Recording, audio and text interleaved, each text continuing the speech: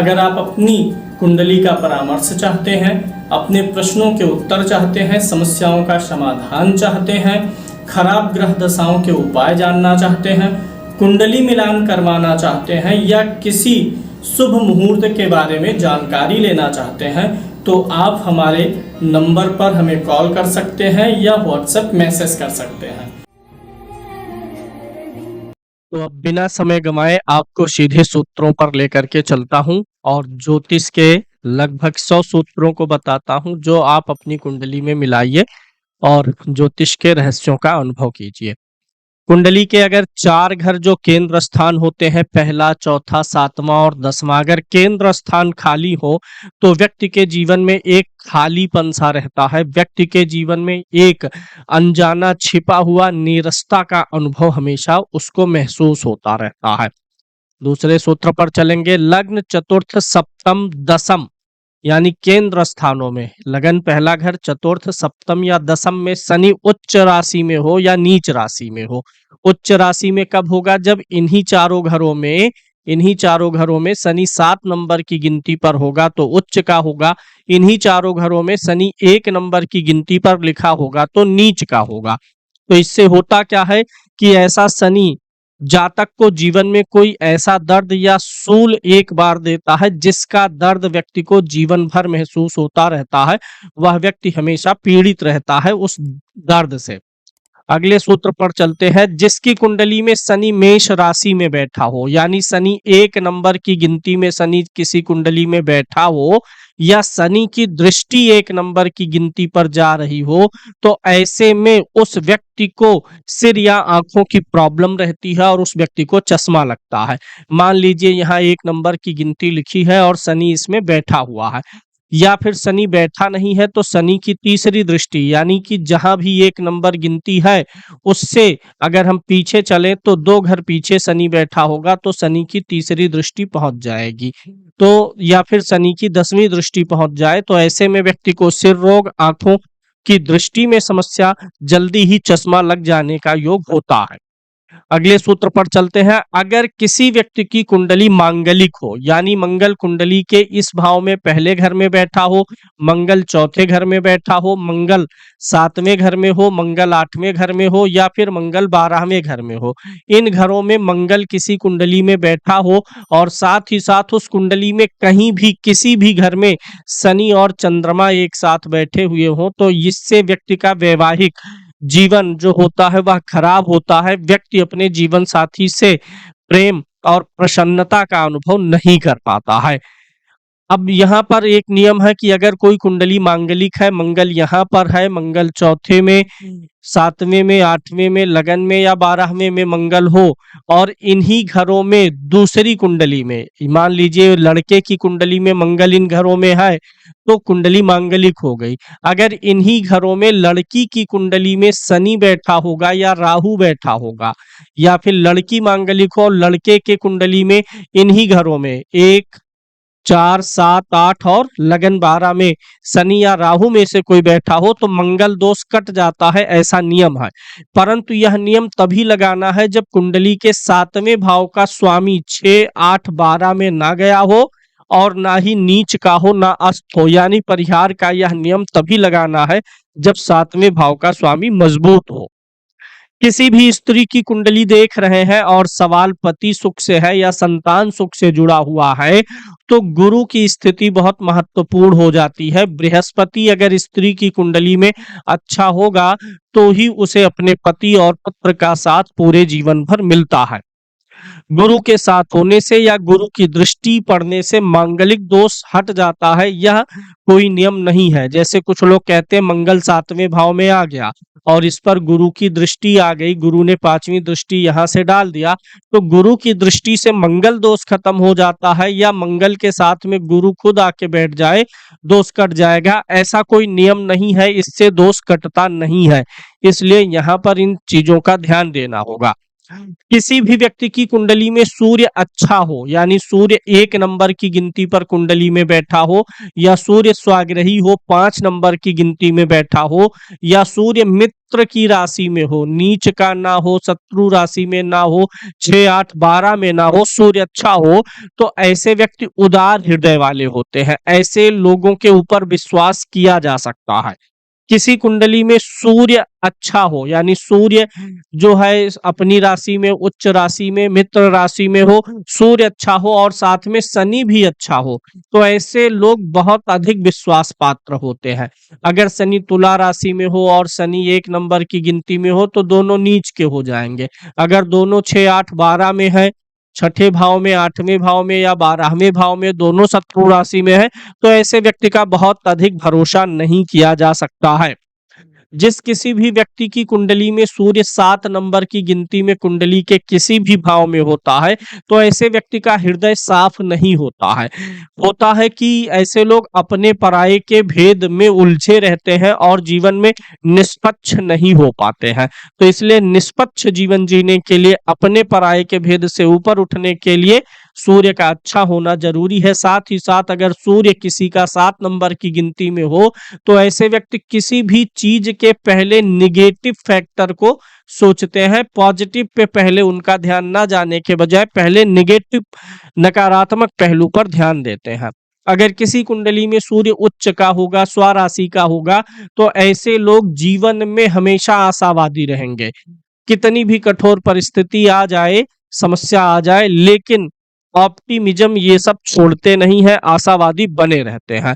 किसी भी कुंडली में अगर चंद्रमा नीच का हो, यानी 8 नंबर की गिनती पर चंद्रमा बैठा हुआ है किसी कुंडली में, तो इससे होता क्या है कि यह व्यक्ति को मानसिक अस्थिरता देता है, और ऐसे लोग छोटी छोटी समस्याओं को बड़ा बना लेते हैं। छोटी संघर्ष, छोटी समस्याएं, छोटे विवाद इनको बहुत भारी लगते हैं। अगर चंद्रमा 8 नंबर की गिनती में कुंडली में कहीं बैठा हो, चंद्रमा छठे, 8वें या 12वें भाव में कुंडली में हो, तो छोटी छोटी विवाद, घटनाएं, बाधाएं इनको बहुत बड़ी प्रतीत होती हैं। वहीं अगर चंद्रमा कुंडली में अच्छा हो, बलवान हो, तो बड़ी समस्याएं भी व्यक्ति का धीरज नहीं तोड़ पाती। जैसे चंद्रमा 2 नंबर की गिनती में हो, 4 नंबर की गिनती में हो, सूर्य आपकी कुंडली में जहां बैठा हुआ है, अगर चंद्रमा सूर्य से, उस सूर्य से तीसरे भाव से लेकर के 8वें भाव तक कहीं बैठा होगा, तो पक्षबली होगा। तो ऐसे में बड़ी समस्याओं को भी व्यक्ति छोटी समस्या मान के काउंट करके चलता है। वही चंद्रमा पीड़ित होगा, तो छोटी समस्याएं व्यक्ति को बहुत बड़ी समस्या के रूप में नजर आने लगती हैं। किसी कुंडली में अगर मंगल नीच का है, यानी मंगल कुंडली में 4 नंबर की गिनती पर बैठा होगा, तो ऐसे व्यक्ति को भाइयों से सुख नहीं मिलेगा। या तो भाई ही नहीं होंगे, या फिर भाई होंगे भी तो भी भाइयों से विवाद होगा। जमीन का विवाद ऐसे लोगों का हो सकता है, किसी से भाइयों से विवाद, और पीठ में पीछे मांसपेशियों में और कमर वाले हिस्सों में, जहां जहां मांसपेशियां ज्यादा सबल हैं, मोटी मांस है, वहां पर दर्द की शिकायत रहती है। अगर किसी कुंडली में मंगल अच्छा हो, यानी मंगल 1 नंबर की गिनती, 8 नंबर की गिनती, 10 नंबर की गिनती में बैठा हो, मंगल 6, 8 या 12 में ना हो, नीच का ना हो, यानी मंगल अपनी राशि में हो, उच्च राशि में हो, मित्र राशि में हो, तो ऐसे व्यक्ति हमेशा ऊर्जावान बने रहते हैं। कुछ भी काम करेंगे, बोलेंगे तो भी ऊर्जावान तरीके से काम करेंगे। और कम उम्र में ऐसे लोग, थोड़ा सा लगभग मान के चलिए 28 वर्ष की आयु तक, ऐसे लोगों के अंदर बड़ा उतावलापन होता है। अगर किसी कुंडली में बुध महाराज छठे भाव में बैठे हो, 8वें भाव में बैठे हो, 12वें भाव में बैठे हो, या 12 नंबर की गिनती पर किसी भी घर में बैठे हो बुध महाराज, तो ऐसे व्यक्ति को जीवन में कई बार चर्म रोग, स्किन प्रॉब्लम जिसको बोलते हैं, उसका सामना करना पड़ता है। और व्यक्ति की वाणी जो है तर्कपूर्ण नहीं रहती है। वहीं अगर बुध किसी भी कुंडली में 3 नंबर की गिनती पर बैठा हो, 6 नंबर की गिनती पर बैठा हो, 7 नंबर, 2 नंबर, 10 नंबर, 11 नंबर, मित्र राशि में हो, स्वराशि में हो, उच्च राशि में हो बुध, और 6, 8, 12 में ना हो, तो ऐसे व्यक्ति की वाणी बहुत अच्छी होती है। व्यक्ति हमेशा तार्किक बातें करता है। किसी भी कुंडली में नीच का गुरु जैसे गुरु 10 नंबर की गिनती पर बैठा हो, किसी भी कुंडली में नीच का गुरु उसे शुगर की बीमारी दे सकता है, उम्र के साथ में शुगर की बीमारी, फैटी लीवर की समस्या और कोलेस्ट्रॉल जिसमें मुख्य रूप से ट्राइग्लिसराइड होता है, इसको बढ़ाने का काम करता है। गुरु के साथ किसी कुंडली में शुक्र की युति हो तो यह भी शुगर की बीमारी का संकेत देता है।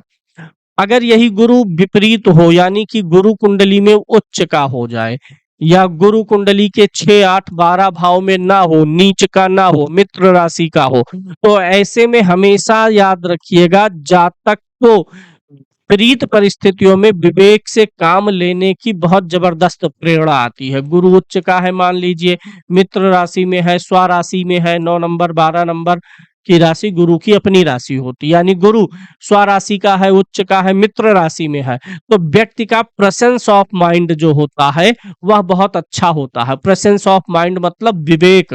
विपरीत परिस्थितियों में अचानक से कहीं कुछ निर्णय डिसीजन लेना होगा तो ऐसे लोग बड़ा अच्छा डिसीजन ले पाते हैं।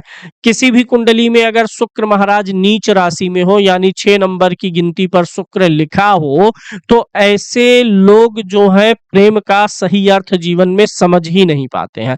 ऐसे लोग विश्वास पात्र प्रेमी नहीं होते हैं। जिसका भी शुक्र 6 नंबर में होगा इनके जीवन में प्रेम ठहरेगा ही नहीं, खासकर विपरीत लिंग का प्रेम इनके जीवन में नहीं ठहरता है। ये लोग भोग के पीछे भागते हैं ना कि प्रेम के पीछे। इन लोगों को सच्चा प्रेम जीवन में मिलता ही नहीं है और ये खुद भी सच्चे प्रेमी नहीं होते हैं। प्रेम और ये प्रकृति से भी प्रेम अधिक नहीं कर पाते हैं। विपरीत लिंगियों से भी इनका प्रेम का संबंध काफी कुछ चल नहीं पाता है। वहीं अगर किसी कुंडली में शुक्र जो है 2 नंबर की गिनती में हो, 7 नंबर की गिनती में हो, 12 नंबर की गिनती में शुक्र बैठा हुआ हो, शुक्र 6 और 8 भाव को छोड़ के छठे ना हो, ना 8वें हो, ना नीच शत्रु राशि का ना हो, 12वें में शुक्र अच्छा फल देगा। तो ऐसे शुक्र वाले व्यक्ति जीवन में प्रेम का सही अर्थ समझते हैं, स्त्रियों का काफी सम्मान भी करते हैं। किसी कुंडली में अगर शनि 1 नंबर की गिनती पर बैठा हो, नीच राशि का होगा तो ऐसे व्यक्ति को उल्टी खोपड़ी वाला शनि बना देता है। अर्थात ये कब खुश रहेंगे, कब दुखी रहेंगे, कब प्रसन्न, कब अप्रसन्न, कब बातों से पलट जाए, इनका कोई भरोसा नहीं होता है।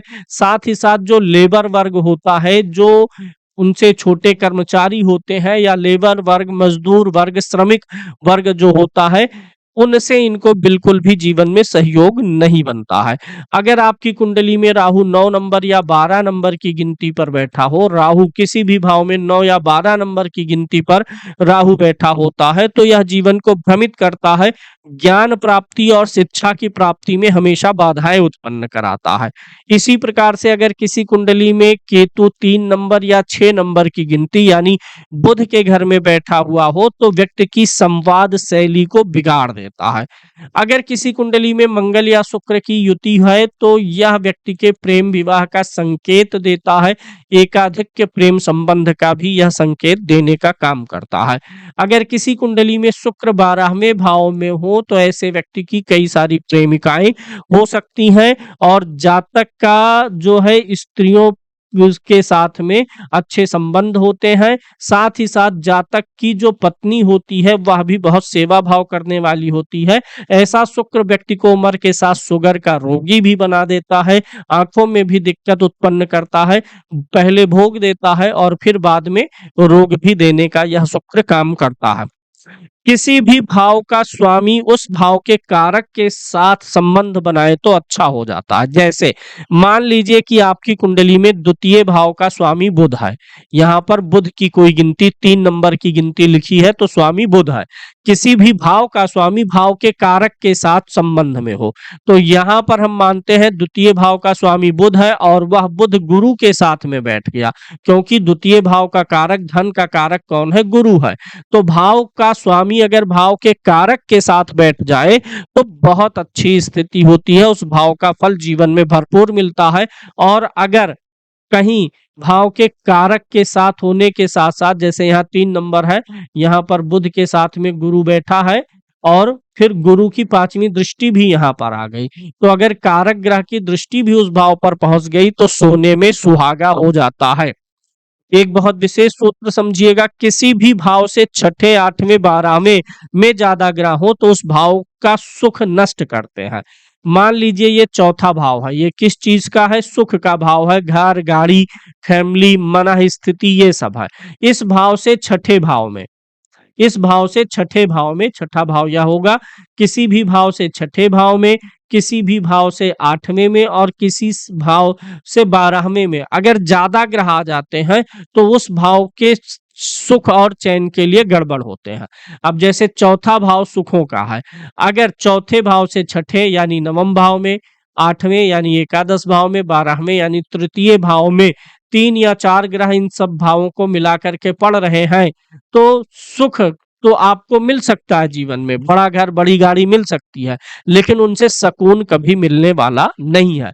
ऐसे मान लीजिए सातवां भाव आपके दाम्पत्य का है, अब यहाँ सातवें भाव से छठा यानी द्वादश भाव में ज्यादा ग्रह हो, द्वितीय भाव में ज्यादा ग्रह हो और फिर यहाँ छठे भाव में ग्रह हो, तो दाम्पत्य जीवन में लगा रहेगा, एक प्रकार का संताप, संघर्ष बना रहेगा। ज्यादा ग्रह ना हो, अगर किसी भी भाव से छठे भाव में एक ही ग्रह हो, उस भाव से आठवें में एक ही ग्रह हो, उस भाव से बारहवें में सिर्फ एक एक ग्रह होंगे तो इतना ही पर्याप्त है उस भाव से तकलीफ, उस भाव के कारक चीजों से तकलीफ देने के लिए। इसी प्रकार से ग्रहों से नियम है, किसी भी ग्रह से 6, 8, 12 में ज्यादा ग्रह चले गए तो उस भाव, उस ग्रह के कारकत्व के लिए खराब। जैसे सूर्य है, सूर्य से मान लीजिए छठे भाव में एक ग्रह आ गया, सूर्य से आठवें में एक ग्रह आ गया, सूर्य से बारहवें में आ गया, तो सूर्य से हम किन चीजों का विचार करते हैं? आत्मविश्वास का, मान सम्मान का, शासन का, सत्ता का, तो ये सारी चीजों में आपके जीवन में संघर्ष आने लगेगा। ऐसे बृहस्पति से हम क्या विचार करते हैं? संतान का। अब बृहस्पति से मान लीजिए कि छठे भाव में ग्रह है, आठवें में ग्रह है, बारहवें में ग्रह है, तो बृहस्पति धन है, संतान का सुख है, शिक्षा है, इन सारी चीजों में ये संघर्ष बनाने की स्थिति में आ जाएगा। कोई भी ग्रह कुंडली का कारक ग्रह ही क्यों ना हो, अगर पीड़ित होगा तो उसकी दशा में परेशानी आएगी। जैसे हम मान लेते हैं कि यहाँ पर कर्क लगन की कुंडली है, कर्क लगन की कुंडली में कारक ग्रह कौन कौन से होंगे? लगन के स्वामी को, पंचम भाव के स्वामी को और नवम भाव के स्वामी को हम कारक ग्रह बोलते हैं। लगन का स्वामी यहाँ पर चंद्रमा होगा तो पंचम का स्वामी कौन हो गया? मंगल हो गया। मैं उदाहरण दे रहा हूँ, मंगल क्या हो गया? कारक ग्रह हो गया। अब वह मंगल अगर कुंडली में पीड़ित होगा, 6, 8, 12 में हो, नीच का हो, पाप ग्रहों के साथ हो, तो मंगल की दशा में भी परेशानी आएगी। कहने का मतलब यह है कि अगर कोई ग्रह आपकी लगन कुंडली के अनुसार कारक है तो इसका मतलब यह नहीं है कि वह ग्रह आपको शुभ फल ही देगा। अगर कुंडली में पीड़ित है तो वह आपको अपनी दशा में पीड़ित करेगा ही करेगा। इसी प्रकार से अगर कोई ग्रह कुंडली में मारक ही क्यों ना हो, मारक ग्रह कौन से होते हैं? आपको यह देखना होगा आपकी कुंडली में द्वितीय भाव, तीसरे भाव, छठे, सातवें, आठवें, 11वें और 12वें भाव में से दो भाव का स्वामी कौन सा ग्रह है, वही जो है मारक होगा। मारक ग्रह हमेशा लगन का क्या होता है? शत्रु होता है।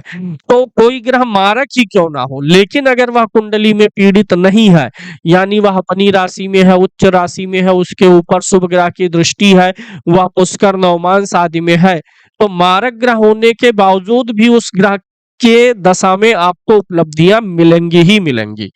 किसी भाव में नीच का ग्रह होना और भावेश का नीच हो जाना सुखों को नष्ट कर देता है। मान लेते हैं कि यहाँ पर हम तो ये कुंडली ले लेते हैं, वृश्चिक लगन की मैं कुंडली लेकर के आपको समझाऊं तो 8 नंबर की गिनती यहाँ पर पड़ेगी। 8 नंबर की गिनती का स्वामी कौन होगा? मंगल होगा।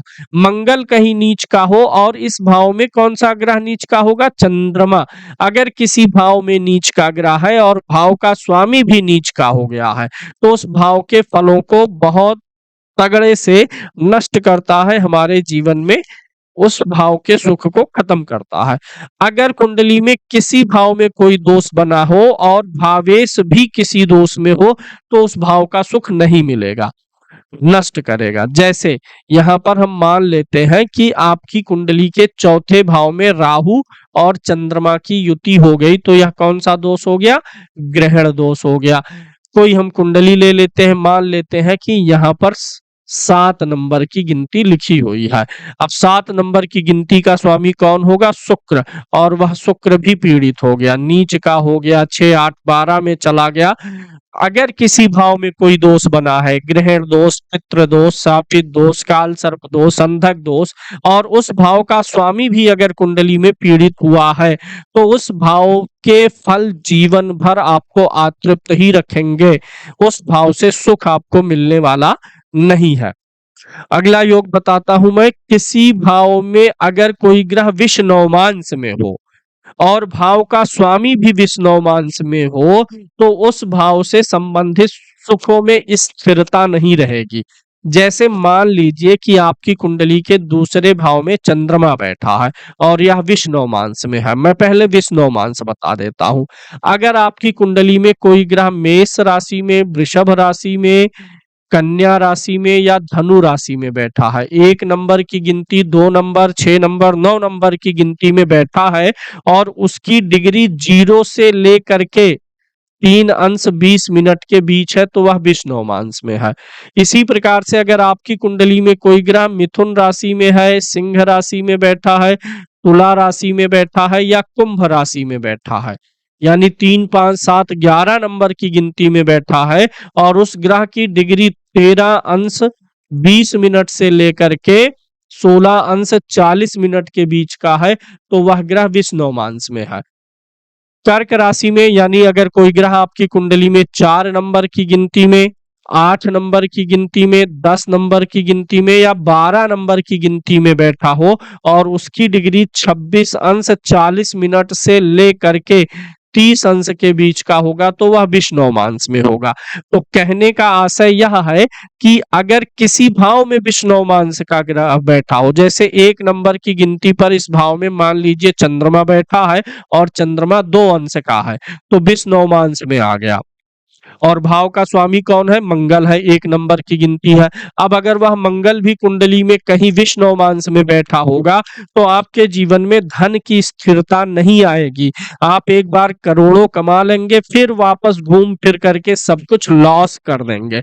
सप्तम भाव में यही योग बन गया। मान लीजिए यहाँ पर शुक्र बैठा है और विष्णुमांस में है, और भाव का स्वामी भी विष्णुमांस में है, तो बार बार विवाह में परेशानी आएगी, वैवाहिक जीवन नहीं चलेगा, टूटेगा, पत्नी की मृत्यु होगी, ऐसा कुछ होता हुआ बार बार आपको दिखाई दे सकता है। अब बात कर लेते हैं अगले सूत्र की।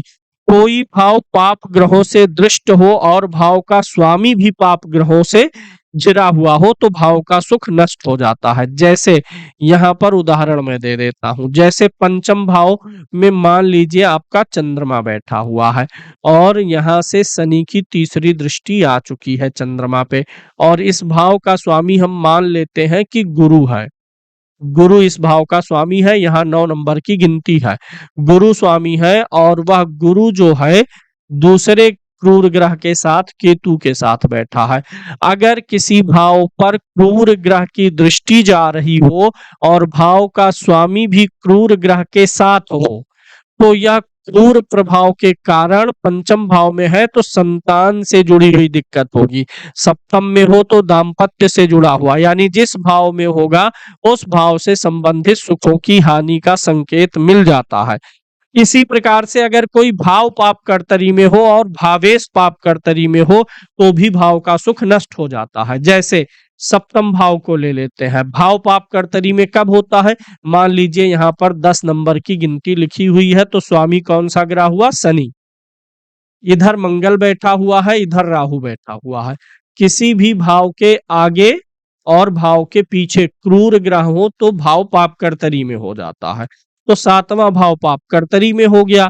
7वें भाव का स्वामी 10 नंबर है, तो स्वामी कौन होगा? शनि। मान लिया कि वह शनि यहाँ पर बैठा हुआ है, और इस शनि के भी आगे पीछे कोई क्रूर ग्रह है, तो यह नियम लागू होगा। यानी कोई भाव पाप कर्तरी में हो और भाव का स्वामी भी पाप कर्तरी में हो, तो भाव का सुख नष्ट होता है। वहीं इसके अपोजिट हो, किसी भी भाव के पीछे और भाव के आगे शुभ ग्रह बैठे हो और भाव का जो स्वामी हो शनि, मान लेते हैं यहाँ पर शुक्र है, शनि भाव का स्वामी है, वह शनि जो है शुभ कर्तरी में है, भाव भी शुभ कर्तरी में, भाव का स्वामी भी, अब यहाँ पर सप्तम भाव के पीछे बुध है, आगे शुक्र है, स्वामी यहाँ पर हमने शनि को मान लिया है, शनि के आगे गुरु, पीछे शुक्र। तो भाव भी शुभ कर्तरी में, भावेश भी शुभ कर्तरी में है। इनका सप्तम भाव का सुख जीवन में इनको बहुत ज्यादा सुकून देगा। यानी जो ग्रह या भाव पाप कर्तरी में होते हैं वे जीवन में कष्ट का कारण बनते हैं, संताप का कारण बनते हैं, और जो ग्रह और भाव शुभ कर्तरी में होते हैं उनका सुख जीवन में बड़ा सुकून देता है, बहुत सुकून से उस चीज का सुख आपको मिल जाता है। अब एक चीज और समझ लीजिएगा, अगर किसी भाव में उच्च का ग्रह हो और भाव का स्वामी भी उच्च का हो, जैसे यहाँ 7 नंबर की गिनती है, यहाँ पर शनि बैठे हुए हैं तो उच्च के हैं, और भाव का स्वामी शुक्र है और वह भी आकर के उच्च का होके बैठ गया है।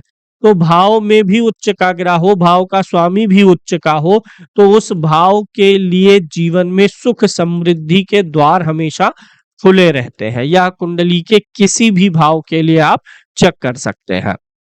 अगले सूत्र पर चलते हैं। अगला सूत्र यह है कि अगर आपकी कुंडली में किसी भी भाव पर, भाव, भावेश और कारक तीनों पर शनि, राहु या केतु की दृष्टि पड़ जाए, जैसे ये चतुर्थ भाव है, इसका कोई ना कोई ग्रह स्वामी ले लीजिए।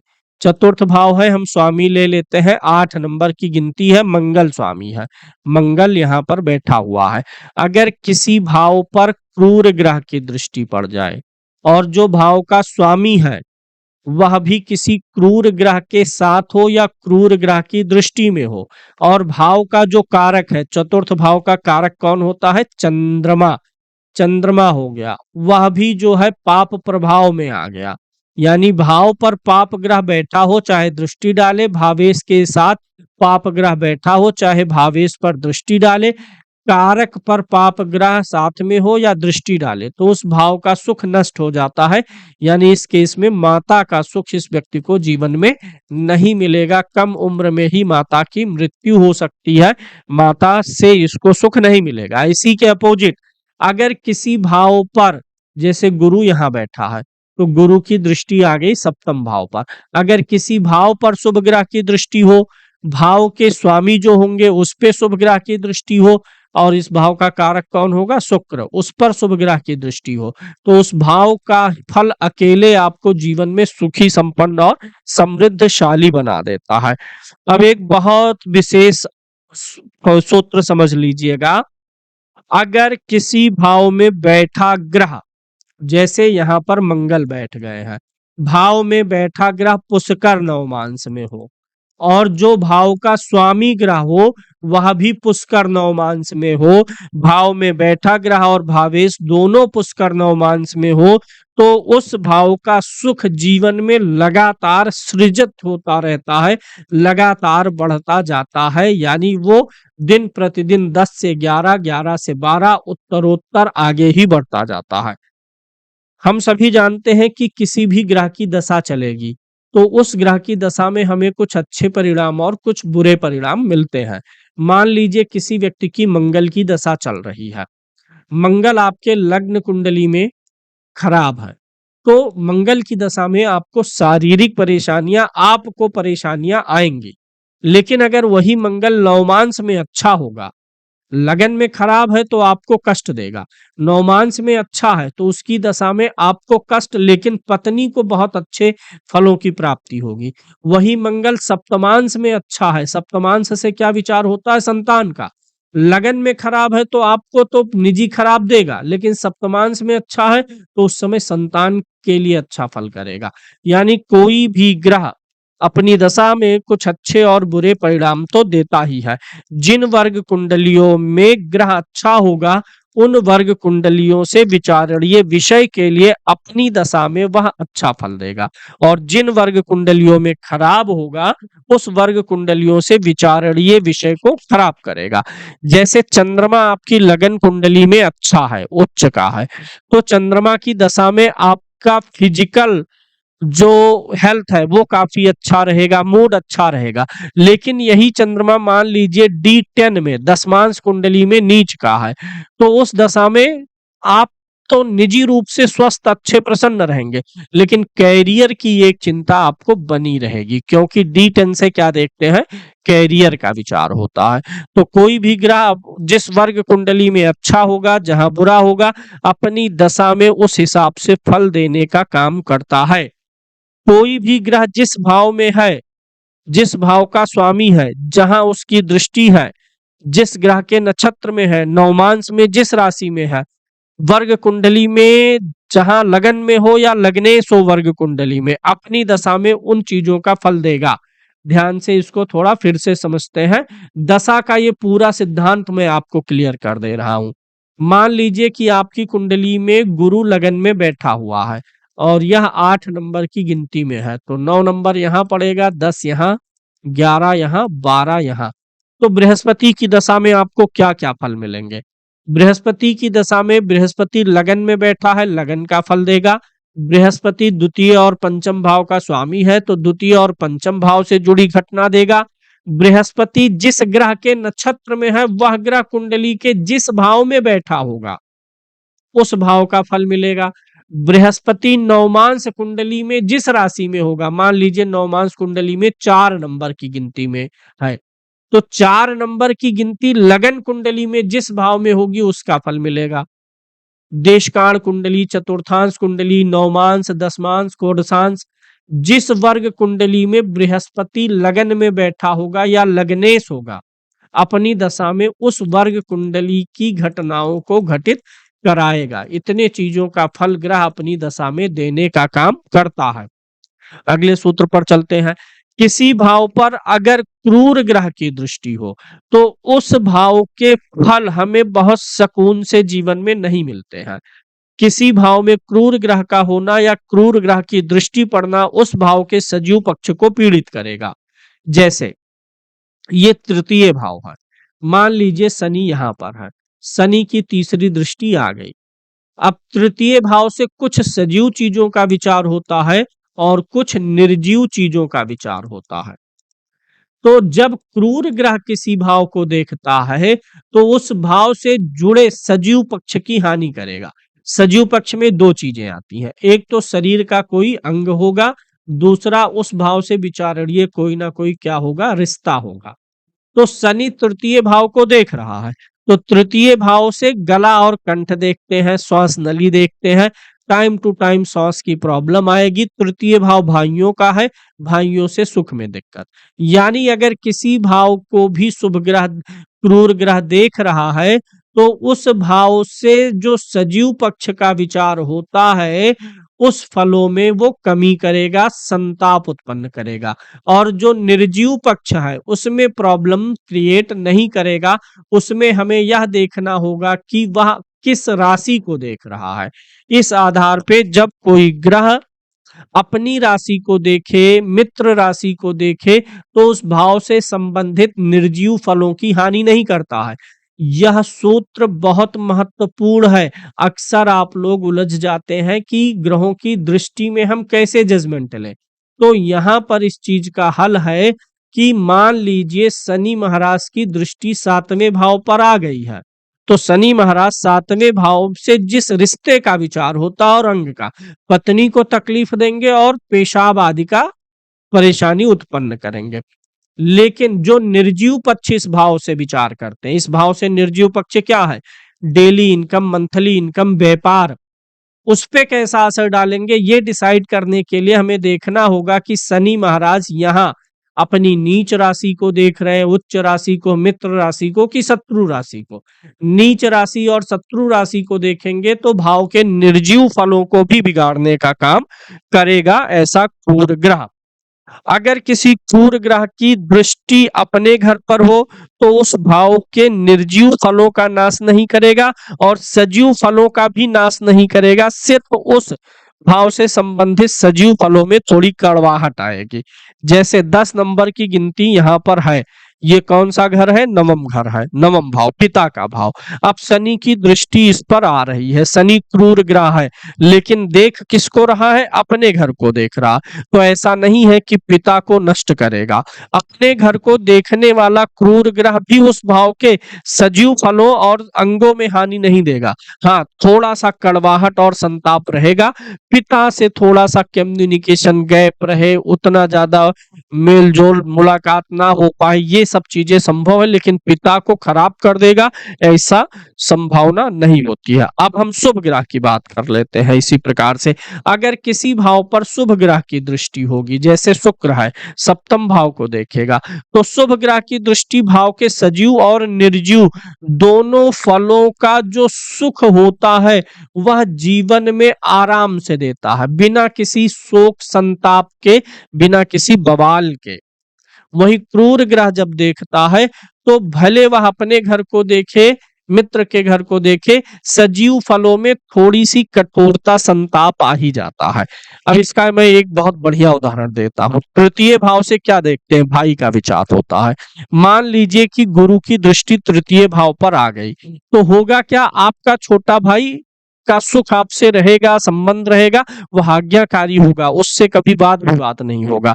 अब हम शनि को लेते हैं। शनि है, शनि देख रहा है, क्रूर ग्रह क्या करेगा? छोटा भाई है, उससे संबंध ठीक है, लेकिन अब यहाँ पर आप और आपके छोटे भाई में कभी कभी रिश्तों में चिल्लाहट, दोनों के बीच में गर्मी आवेश, ये सारी चीजें आएंगी। यानी क्रूर ग्रह जब किसी भाव का फल देता है तो उस भाव का फल एकदम मीठा मीठा नहीं रहता है, बैड एक्सपीरियंस भी उस भाव से जुड़ जाता है। किसी शुभ ग्रह की दृष्टि किसी भाव में स्थिति या दृष्टि उस भाव के फलों की वृद्धि करती है। कितनी वृद्धि होगी यह इस बात पर निर्भर करेगा कि वह किस राशि को देख रहा है।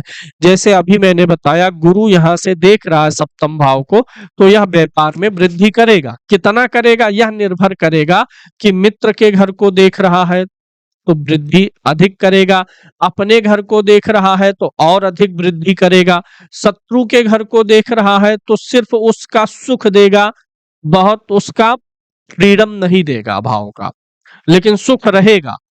नीच राशि को देख रहा है तो गड़बड़ है। अगला सूत्र ही यही हमारा है। कोई चाहे शुभ ग्रह हो चाहे पाप ग्रह हो, कोई भी ग्रह, शुभ ग्रह या पाप ग्रह, वह जब अपनी नीच राशि पर दृष्टि डालता है, विशेष रूप से स्पेशल वाली दृष्टि, सातवीं दृष्टि तो सभी ग्रह की होती है, तो यहाँ पर सातवीं दृष्टि की बात नहीं है। जैसे शनि तीसरा और दसम स्पेशल दृष्टि है, मंगल की चौथे और आठवें भाव पर स्पेशल दृष्टि है, गुरु जहां बैठा है वहां से पंचम और नवम भाव पर स्पेशल दृष्टि है, राहु केतु जहां बैठे वहां से पंचम और नवम भाव पर। अगर इस दृष्टि से, अपनी स्पेशल वाली दृष्टि से कोई ग्रह अपनी नीच राशि को देखे, जैसे मंगल यहाँ पर है मान लीजिए लगन में, और चतुर्थ भाव में 4 नंबर की गिनती है, यानी कर्क राशि नीच राशि है मंगल की, और मंगल यहाँ देखेगा तो भाव के फलों को अपनी दृष्टि से बिगाड़ेगा। यानी कोई भी ग्रह उस भाव पर दृष्टि डाल रहा हो जहां उसकी नीच राशि हो, तो उस भाव से संबंधित फलों को बिगाड़ेगा, विशेष रूप से अगर वह दृष्टि सातवीं नहीं है, कोई स्पेशल दृष्टि है तो।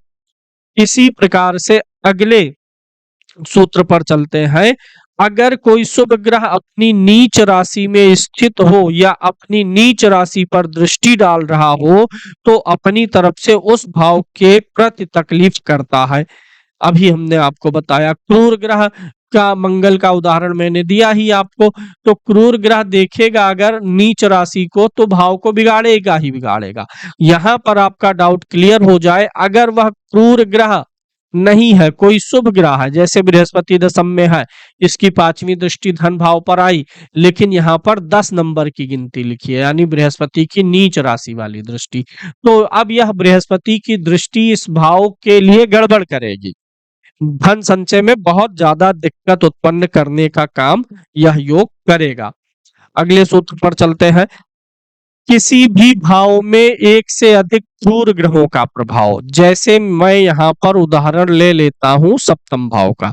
आपके सप्तम भाव में शनि महाराज बैठे हैं, सप्तम भाव पर केतु की दृष्टि आ गई है, और सप्तम भाव पर क्रूर ग्रह मंगल की भी दृष्टि चली गई। शनि बैठा है यानी ये क्रूर प्रभाव बैठ करके, मंगल चौथी दृष्टि से क्रूर प्रभाव, केतु पांचवी दृष्टि से, यानी किसी एक ही भाव पर बार बार क्रूर ग्रह की दृष्टि या प्रभाव रिपीट हो, ग्रह बैठ करके प्रभाव डालता है और दृष्टि से प्रभाव डालता है। तीन क्रूर ग्रहों का प्रभाव आ जाने पर उस भाव का फल आप नष्ट ही कहिए। सप्तम भाव है, शनि बैठा है, मंगल देख दिया, केतु देख दिया। अब बोलिए कि आप ये ऐसे में दो शादी का योग कुंडली में बन गया, आप यह प्रिडिक्शन कर सकते हैं। अब अगले सूत्र पर चलते हैं। किसी भाव पर अगर शुभ और क्रूर ग्रह दोनों का प्रभाव है तब कैसे जजमेंट लेंगे? तब हम यह देखेंगे कि कितने शुभ प्रभाव हैं, कितने अशुभ प्रभाव हैं। जैसे शनि यहां पर बैठ गया, यहां पर गुरु बैठ गया है, यहां पर केतु है, केतु की दृष्टि जा रही है, यहां पर बुध महाराज भी बैठ गए हैं।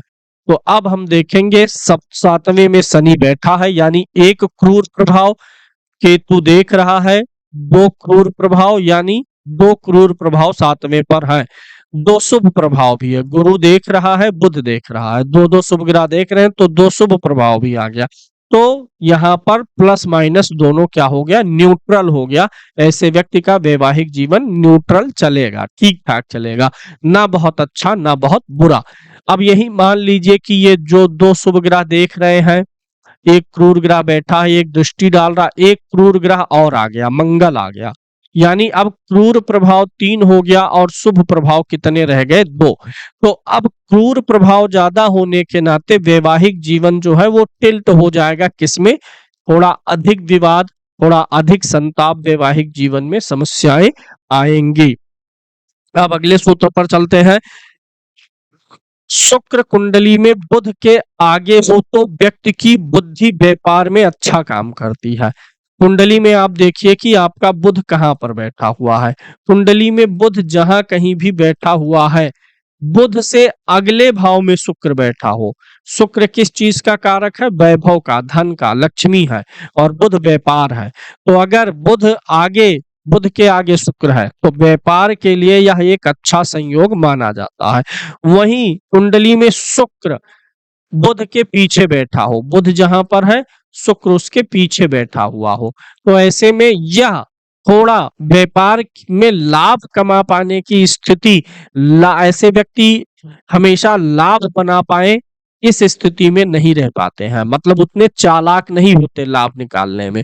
जबकि अगर बुध के आगे शुक्र होगा तो ऐसे लोग ज्यादा चालाक होते हैं लाभ निकालने में। अगर कुंडली में शुक्र और बुध दोनों अस्त हो और सूर्य के आगे हो तो दोनों ही अच्छा फल दे सकते हैं।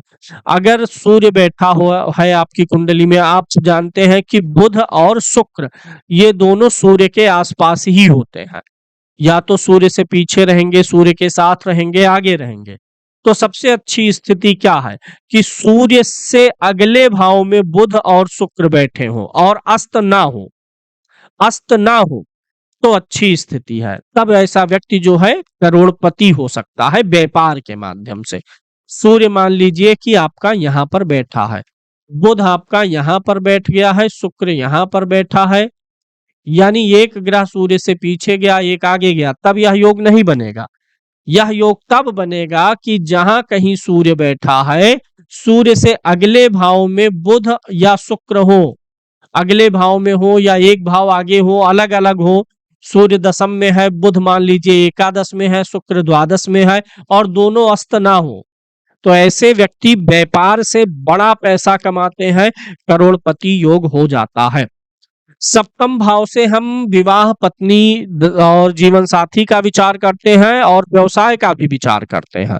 तो जब हम इस सातवें घर से विवाह का विचार करेंगे तो कारक ग्रह के रूप में किसको लेंगे? शुक्र को लेंगे। और जब हम सप्तम भाव से व्यापार का विचार करेंगे तो कारक ग्रह के रूप में बुध को लेंगे। यानी कि अगर सवाल है कि मैं बिजनेस कर सकता हूं कि नहीं, तो सातवें भाव में बैठा ग्रह सातवें भाव के स्वामी के साथ साथ आपको किसे देखना है? बुध को देखना है। और जब सवाल विवाह का रहेगा तो सातवां भाव सातवें भाव के स्वामी के साथ आपको किसे देखना होगा? शुक्र को देखना होगा। इसी प्रकार से अगर स्त्री की कुंडली है और पति के लिए विचार है। तो सातवां भाव, सातवें भाव का जो भी ग्रह स्वामी होगा और गुरु को देखेंगे। पुरुष, शुक्र कौन सा ग्रह है? स्त्री ग्रह। स्त्री किसको मिलेगी? पुरुष को। तो पुरुष की कुंडली में विवाह वैवाहिक जीवन के लिए पत्नी का कारक शुक्र, और अगर स्त्री की कुंडली है और पति के लिए देख रहे हैं तब हम कारक के रूप में बृहस्पति महाराज को लेंगे। और यहाँ पर अगले भाव पर हम चलते हैं। नवम भाव से पिता का विचार होता है और नवम भाव से धर्म का, आध्यात्म का भी विचार होता है, भाग्य का भी विचार होता है।